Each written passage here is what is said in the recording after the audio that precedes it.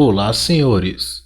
Os Manginas não são somente inimigos do próprio gênero, mas também são, principalmente, inimigos de si mesmos.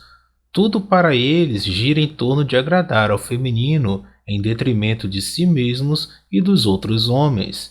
Eles não somente atacam outras pessoas do mesmo gênero de forma direta, através de shaming, calúnias, intrigas, agressões físicas, assassinatos e etc., mas também atacam de forma indireta, apoiando e aprovando leis misândricas, servindo de munição ao ginocentrismo através de péssimos exemplos como surtos psicóticos, feminicídios, abusos principalmente de cunho sexual contra os seres de luz e etc. Não adianta nós tentarmos avisá-los de que fazendo essas coisas eles vão ferrar com a sociedade, ferrar ainda mais com os relacionamentos entre os sexos e acabar se lascando, pois os lapsos de racionalidade deles ocorrem com bem menos frequência do que os nossos. O manginismo é derivado da carência de atenção feminina, da idolatria ao feminino, da escassez sexual, da transferência da figura materna para outros seres de luz e muito mais. Primeiramente, será explanado os tipos existentes de manginas. Depois será explicado quem são os manginas privilegiados.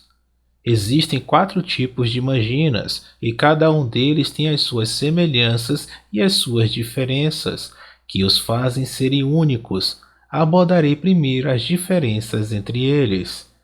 O primeiro tipo de mangina que eu falarei é o mais abundante no Brasil. Estou falando dos tradicionalistas e suas subclasses, os cavaleiros brancos e os conserva-cucks. O Brasil não é um país machista, como a grande mídia costuma falar, mas sim um país tradicionalista. O culto à dama é altamente disseminado em tudo e em qualquer lugar por aqui, e o resultado disso são homens agressivos, disfuncionais e idólatras do feminino, que acreditam firmemente que os seres de luz são de fato deusas santas. Os cavaleiros brancos acreditam que tudo o que acontece de ruim com as suas deusas é culpa do homem, ou seja, se uma pseudo-deusa atrai o companheiro, se ela se envolve com homens de péssima índole e é agredida ou abandonada após engravidar, se ela faz um atentado contra a vida de um homem, se ela prefere vender packs de nudez a estudar e procurar um emprego mais decente, etc., a culpa é do homem e apenas do homem. Logo, eles devem proteger a honra, os bens e o louvor de suas amadas deusas a todo custo. Já os conserva-cucks, além de acreditar que os homens têm culpa do que acontece de ruim com os seres de luz, eles ainda acreditam que o comportamento egocêntrico, narcisista e hedônico do ser de luz moderno é de responsabilidade da sociedade doentia que está influenciando as suas inocentes deusas a ter esse comportamento nocivo para elas mesmas. Logo, eles devem fazer alguma coisa para salvar suas amadas deusas e o Ocidente da corrupção trazida pelas ideologias. Os conserva-cucks são muito apegados à direita política, porque eles acreditam que a degeneração social é culpa apenas da esquerda política. Tanto os cavaleiros brancos quanto os conserva-cucks se recusam em aceitar que os seres de luz abraçaram esse comportamento nocivo porque simplesmente quiseram, e que na maioria dos casos em que as pseudo-deusas se lascaram, foram elas mesmas que se colocaram em tais situações. A principal diferença entre o Cavaleiro Branco e os conserva-cucks é que o primeiro gosta de fazer atos heróicos e são experientes na arte de galantear para impressionar o feminino e ter o seu ego acariciado, mas de maneira errada. Ele sente prazer em depreciar, em competir, em machucar outros homens e acredita que os seres de luz são santos e incorruptíveis. Já o segundo não tem um comportamento tão agressivo quanto o primeiro e também acredita que os seres de luz são santos, entretanto, reconhece que as deusas estão sendo corrompidas pelo sistema.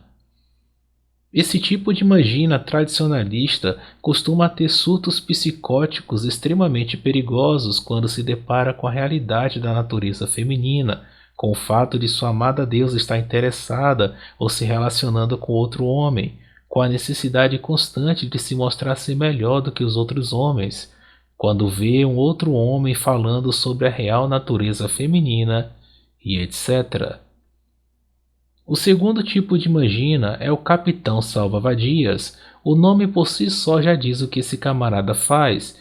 Esse tipo de Imagina costuma buscar seres de luz que estão na promiscuidade, reclusos ou afastados da sociedade por causa de algo cometido por eles e etc.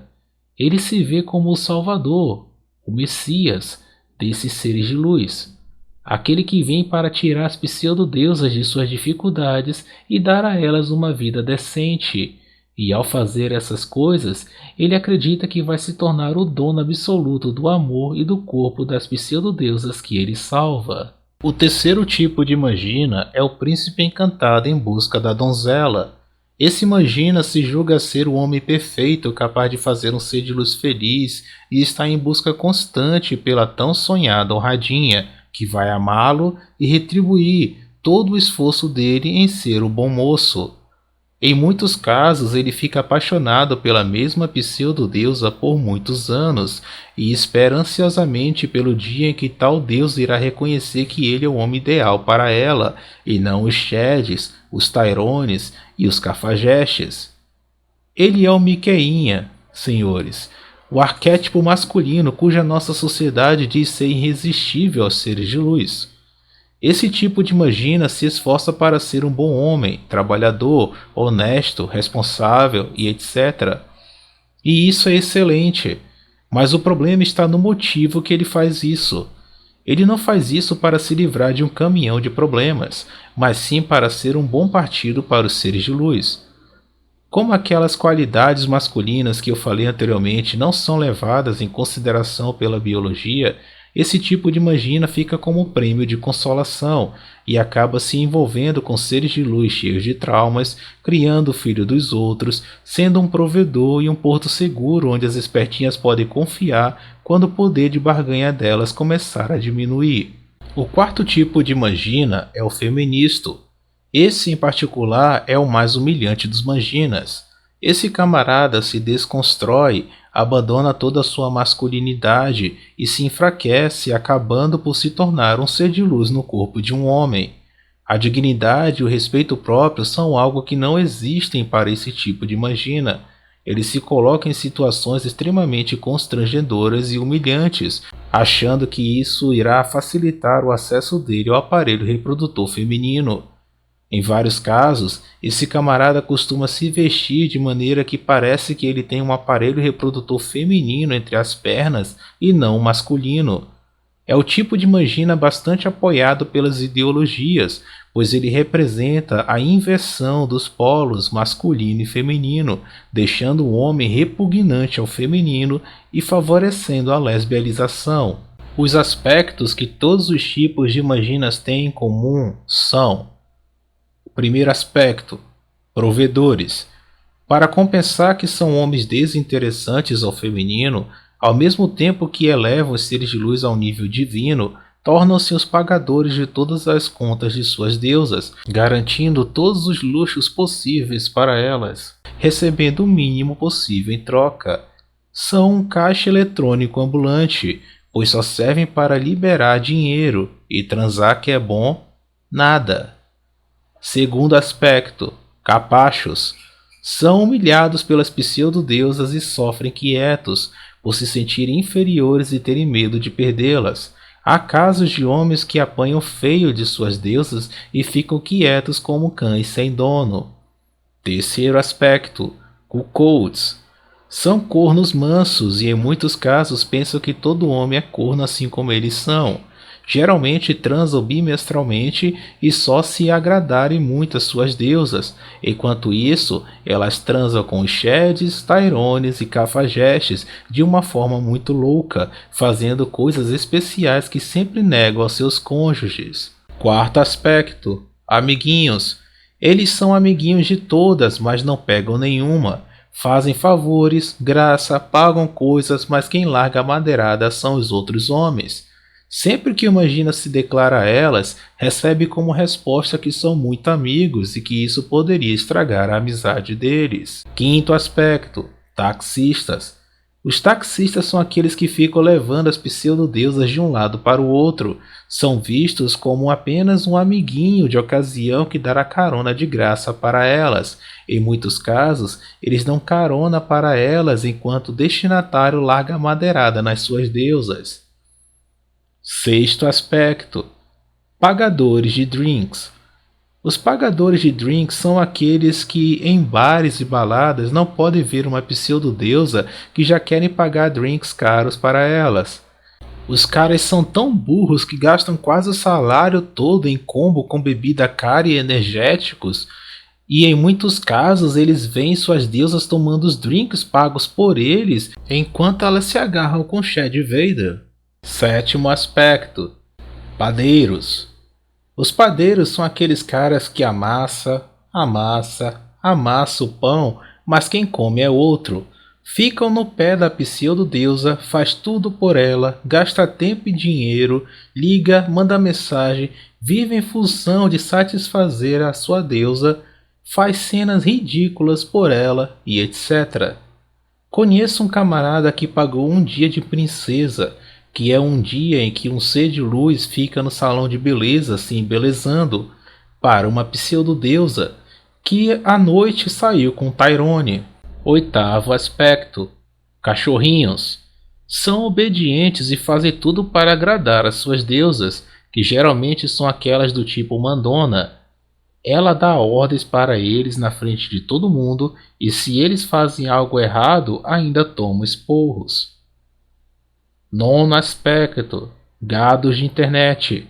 São aqueles jumentos que não podem ver uma foto de um ser de luz nas redes sociais, fotos às vezes sensuais, que já ficam curtindo e elogiando todas as fotos, escrevendo coisas como linda, linda demais, perfeita, casa comigo, ou lá em casa, que potência, te dou o mundo, entre outras. Décimo aspecto: suicidas. São aqueles que sempre dizem a frase "não vivo sem você", que de fato é real, pois se a Deus os larga, muitos fazem escândalo, ameaçam se matar e até o fazem. Eles geralmente têm problemas graves de baixa estima. 11º aspecto: homens de família. São aqueles homens que põem na cabeça que seu dever é ter uma família e fazer de tudo por todos, achando que isso é seu objetivo aqui na Terra. São completos serviçais, não fazem nada que as suas deusas não deixam. 12º aspecto: românticos. São aqueles que ficam fazendo declarações de amor nas redes sociais, postando fotos juntinho com as suas namoradinhas, noivinhas, esposinhas, dando buquês de flores, levando para jantares românticos e etc. Eles não percebem como são apenas ferramentas para inflar e massagear o ego de suas deusas. A maioria das pseudo-deusas gosta dessas demonstrações para o seu próprio ego, para se sentirem poderosas e mostrar para as amigas e as rivais como se põe um homem na coleira. 13º aspecto: humoristas. São aqueles que na frente dos amigos são de um jeito, mas na frente de pseudo-deusas se transformam totalmente, tentando fazer elas rirem de todo e qualquer jeito, com piadas e macaquices. Algumas até gostam deles, porém como amiguinhos e sempre com uma certa pena e vergonha alheia deles. 14º aspecto: gourmet. São aqueles que querem passar uma imagem de sofisticados e refinados. Fazem isso porque têm problemas de autoestima e também porque endeusam os seres de luz, achando que estes merecem apenas coisas tops. Só vão em restaurantes caros, fazem viagens luxuosas e compram coisas caras, de preferência que possam dar algum status. Agora que vocês conhecem as classes dos Manginas e suas diferenças e semelhanças, podemos falar sobre os Manginas privilegiados. Os Manginas privilegiados são os escravos-cetas que têm um certo destaque ou poder na sociedade. Eles podem ser artistas, professores universitários, políticos, advogados, juízes, jornalistas, delegados, influencers e etc., que sempre têm o costume de interpretar as coisas a favor do feminino. Esse tipo de homem é a principal ferramenta do ginocentrismo. Os maginas privilegiados humilham os homens que não são como eles e ainda colocam os seres de luz no altar. Esse tipo de homem é um privilegiado, pois reproduz todo o sistema matriarcal. O que ele não consegue ver é que ele só é privilegiado em relação aos homens, mas em relação aos seres de luz é um oprimido e explorado, pois todas as suas energias foram gastas para conseguir dar boas condições às pseudo-deusas. Todo o seu período de celibato involuntário, pegando ônibus, os esforços que fez para ter um carrão e um cargo decente na sociedade, foi esquecido e serviu mais aos seres de luz do que a ele mesmo. E mais, ele não namora com nenhuma das amigas de faculdade pelas quais deve ter se humilhado para conseguir namorá-las, mas sim com os seres de luz de patamares econômicos e sociais inferiores. Mas ele trava uma batalha enorme na sua mente para se convencer de que as pseudo-deusas que estão com ele amam a ele e não a seu dinheiro, seu status e poder. São os manginas privilegiados que criam boa parte, aprovam, defendem e fazem funcionar as leis misândricas. Eles também defendem a visão depravada sobre a sexualidade e ainda têm a ousadia de dizer que os que não conseguem ser como eles são machistas e misóginos. Como eles não são machistas e misóginos, mas feministas ou tradicionalistas, estão cheios de seres de luz. Essa afirmação, além de ser um belo cope, também é uma baita de uma patifaria. Não é o fato de eles serem feministas ou tradicionalistas que os fazem ser rodeados de seres de luz, mas sim o fato de terem evoluído de um Zé Ninguém para alguém com doutorado, professor universitário concursado, médico, advogado, juiz, artista bem-sucedido e etc., ou até mesmo terem nascido em uma família muito abastada. Muitos manginas privilegiados sempre aparecem sorrindo e demonstram estar satisfeitos com a vida que levam, mas em muitos casos bebem todos os dias, vivem com cigarros na boca, têm algum tipo de doença física, psicológica ou emocional, têm problemas na justiça por causa de relacionamentos fracassados. Foram vítimas de golpes e tentativas de homicídios de suas deusas imaculadas. São vítimas de alienação parental e etc. Mas em vez de despertarem e se colocarem contra o ginocentrismo, eles se tornam ainda mais androfóbicos e passam a oprimir ainda mais os homens comuns, pois odeiam os outros homens e são aporofóbicos, ou acreditam que isso fará com que uma pseudo-deusa, entre aspas, oprimida pela sociedade, entre aspas, machista, irá retribuir a eles dando o amor e a atenção dela.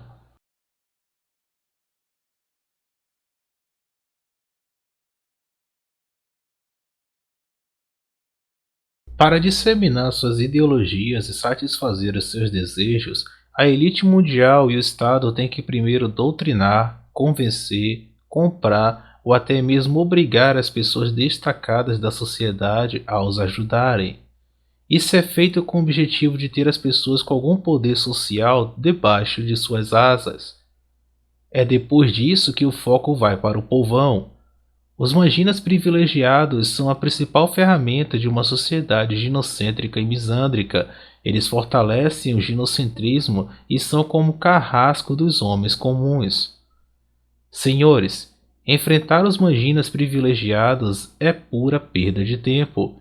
Deixem isso para os conserva-cucks, salvadores do Ocidente. Nosso foco e nossas energias têm que estar direcionados para a melhoria de nossas saúdes. Por enquanto, nenhum louco aprovou uma lei que criminalize os homens que não aceitam se submeterem ao ginocentrismo. Entretanto, existem homens imbecilizados e altamente idólatras dos seres de luz desejando que a androsfera seja criminalizada e que os celibatários voluntários e os homens de alto valor genético sejam de alguma forma punidos. Esse pensamento imbecil é compartilhado com os manginas privilegiados, que não medem esforços para ferrar com os homens despertos, Sheds e Tyrones, que acabam tendo problemas com Papai Estado. Senhores, imaginem o pesadelo que é um camarada ser falsamente acusado por uma pseudo-deusa e ser levado à justiça, e ainda ter o azar de ser acusado e julgado por manginas privilegiados. Infelizmente, isso pode acontecer com qualquer um de nós. É por isso que o homem não deve se dar ao luxo de ser ingênuo. Ele tem que aprender a controlar suas ações e emoções. O homem tem que ter sangue frio e saber se comportar com tranquilidade quando exposto a situações difíceis, traumáticas ou perigosas. Ele também tem que aprender a ver o perigo de longe e se esquivar dele, evitando assim situações em que seu racional é inibido. Não há como vencermos a sociedade ginocêntrica e misândrica e seus manginas privilegiados, mas podemos fazer boas escolhas para as nossas vidas, vivermos decentemente e termos mais tranquilidade. Portanto, não devemos nos preocupar pelo fato de que a sociedade está afundando cada vez mais no matriarcado e, com isso, se destruindo. O importante é nós não afundarmos junto com ela. Se gostaram do conteúdo de hoje, não deixem de se inscrever no canal, curtam e compartilhem, mas apenas com pessoas de mente aberta, e até a próxima, senhores.